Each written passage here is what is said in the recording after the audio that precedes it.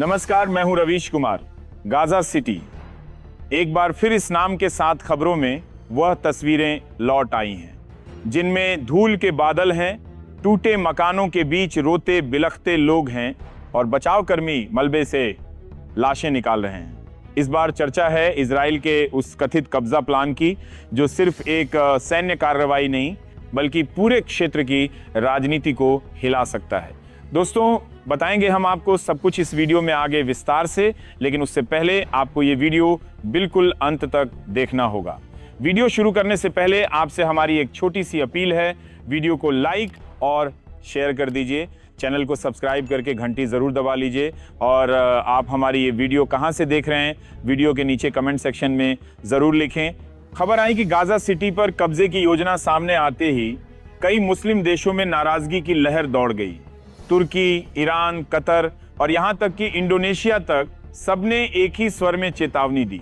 अगर ऐसा हुआ तो इसे नरसंहार माना जाएगा, और नरसंहार का मतलब है इतिहास में दर्ज होने वाला वह काला अध्याय जिससे कोई देश आसानी से नहीं निकल पाता।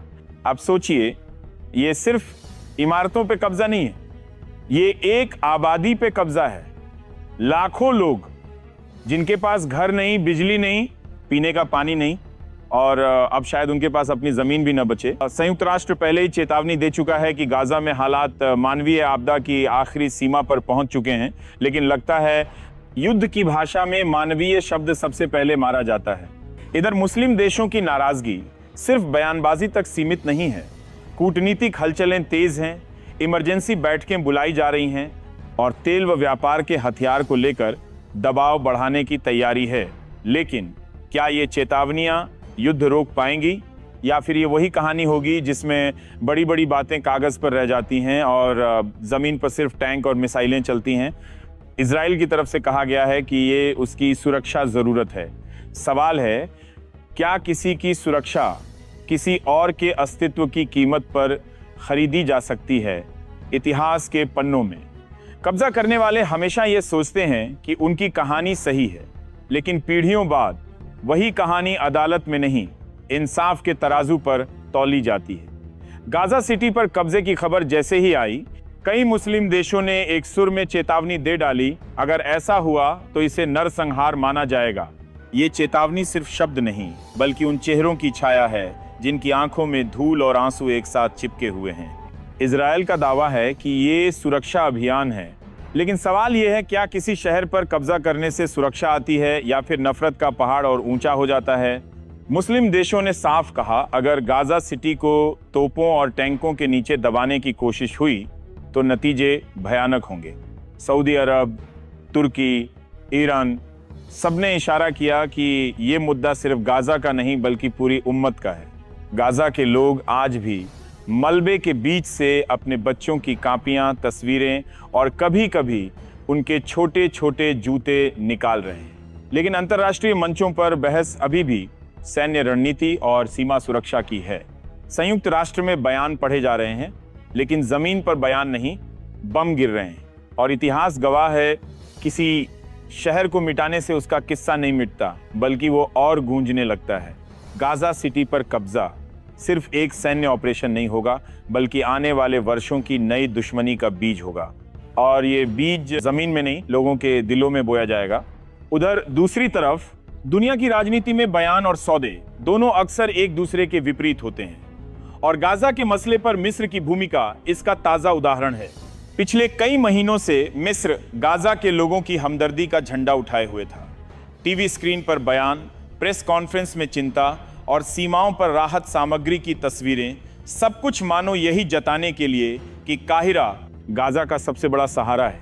लेकिन अब खबर यह है कि इसी हमदर्दी के पर्दे के पीछे मिस्र और इजराइल के बीच एक बड़ी डील हो गई है। ये डील क्या है, इसका आधिकारिक ब्यौरा तो कागजों में गुप्त है, लेकिन सूत्रों की माने तो इसमें सीमा सुरक्षा से लेकर ऊर्जा के नए प्रोजेक्ट तक सब शामिल है।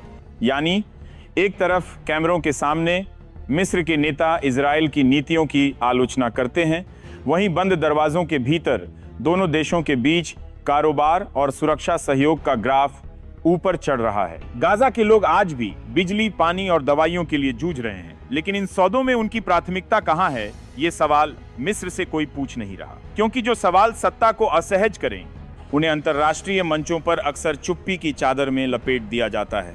इस पूरे खेल में मिस्र ने एक बार फिर साबित किया कि मध्य पूर्व की राजनीति में हमदर्दी का मतलब जमीन पर राहत कम और कूटनीतिक निवेश ज्यादा होता है।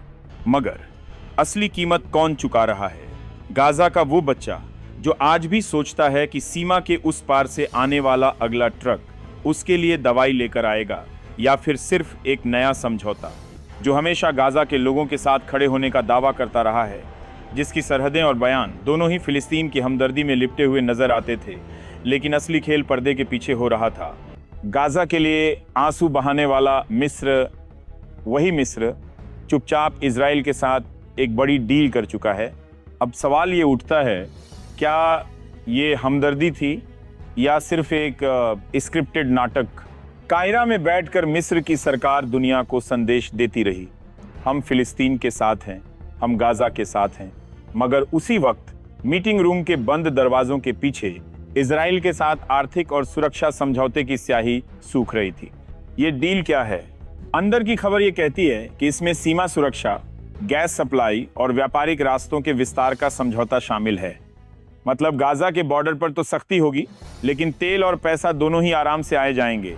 फिर टीवी चैनलों पर मिस्र के एंकर और नेता कहेंगे, हम गाजा के शरणार्थियों की मदद कर रहे हैं, लेकिन जमीन पर सीमा पार करते बच्चे अब भी रोक दिए जाएंगे।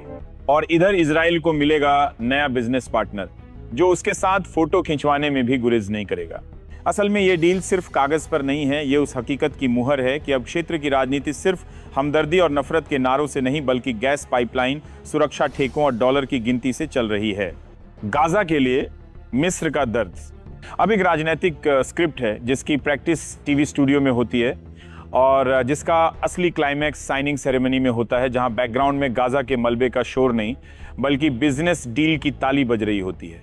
और आप सोचिए, अगले हफ्ते कोई मिस्री नेता मंच पर खड़ा होकर फिलिस्तीन की कसम खाएगा, तो क्या उस कसम की आवाज में भी डॉलर की खनक सुनाई देगी? क्योंकि इतिहास ने बार बार दिखाया है गाजा के लिए बयान मुफ्त होते हैं, लेकिन डील बहुत महंगी। उधर दोस्तों, लेबनान के दक्षिणी हिस्से में बैठे हिजबुल्लाह के नेता ने बयान दिया है, हमारे लिए हथियार डालना आत्महत्या करने जैसा है। अब सोचिए, एक तरफ दुनिया के बड़े बड़े नेता संयुक्त राष्ट्र से लेकर अरब लीग तक बार बार कह रहे हैं संघर्ष खत्म करो, हथियार छोड़ो, बातचीत करो, और दूसरी तरफ हिजबुल्लाह कह रहा है अगर हथियार छोड़ दिए तो हमारी पहचान ही मर जाएगी।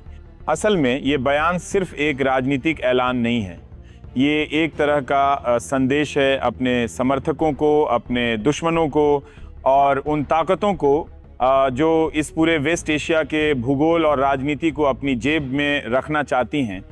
आप जरा तस्वीर देखिए, गाजा में युद्ध की आग धधक रही है, इजराइल के ड्रोन और मिसाइलें आसमान को चीर रही हैं, और ऐसे में हिजबुल्लाह कह रहा है कि वो पीछे नहीं हटेगा। उनकी नज़र में हथियार डालना मतलब अपनी ज़मीन, अपना वजूद और शायद अपने लोगों का भविष्य खो देना। लेकिन सवाल ये भी है, क्या ये जिद आने वाले दिनों में सिर्फ लेबनान तक सीमित रहेगी, या फिर ये आग सीरिया, ईरान और इजराइल की सीमाओं से होते हुए एक बड़े युद्ध का रूप ले लेगी? दुनिया भर के न्यूज़ स्टूडियो में बैठकर हम शांति की बातें कर सकते हैं, मगर जिनके लिए बंदूक ही जिंदगी की ढाल है, उनके लिए शांति का मतलब शायद हथियार के बिना जीना नहीं, बल्कि हथियार के साथ ही जीते जी लड़ना है। और यही है इस बयान की असली गूंज, एक वादा, एक चेतावनी और एक खतरा जो आने वाले वक्त की कहानी लिख सकता है। अब जरा सोचिए, ये बात सिर्फ एक संगठन की नहीं है, बल्कि एक मानसिकता, एक संघर्ष और उस पूरी राजनीति की है जो दशकों से इस इलाके में खून और बारूद से लिखी जा रही है। लेबनान की सीमाओं के उस पार गाजा में बम गिर रहे हैं, और यहाँ हिजबुल्लाह की ये घोषणा एक तरह से इजराइल और उसके समर्थकों के लिए चेतावनी है, हम जिंदा हैं और जिंदा रहना चाहते हैं, तो हथियार रखना हमारी मजबूरी है। लेकिन ये मजबूरी भी अजीब है, हथियार रखना ताकि जिंदा रह सकें और हथियार उठाना ताकि शायद जिंदा न रहें। यह है उस राजनीति का कड़वा सच जिसमें शांति का मतलब समझौता नहीं बल्कि समर्पण माना जाता है। दुनिया में बैठे बड़े बड़े नेता कहते हैं बातचीत से हल निकलेगा, मगर बातचीत किससे और किस कीमत पर? हिजबुल्लाह के लिए हथियार डालना मानो अपने ही गले में फांसी का फंदा डालने जैसा है। इस पूरे बयान के पीछे एक संदेश भी छुपा है। हम नहीं झुकेंगे, चाहे कीमत कुछ भी हो। लेकिन सवाल वही पुराना है, इस ना झुकने की कीमत कौन चुकाता है, नेता या आम लोग जिनके घर मलबे में बदल जाते हैं। युद्ध के इस गणित में हर पक्ष खुद को सही साबित करने में लगा है, मगर इतिहास बताता है हथियार जितना मजबूत होता है, इंसान उतना ही कमजोर होता जाता है। बाकी टीवी स्टूडियो में बैठे एंकरों के लिए ये सिर्फ एक हेडलाइन है, हिजबुल्लाह की धमकी, लेकिन जमीनी हकीकत में ये उस डर और अविश्वास की कहानी है जिसे सालों से कोई बदल नहीं पाया। बहरहाल दोस्तों, इन तमाम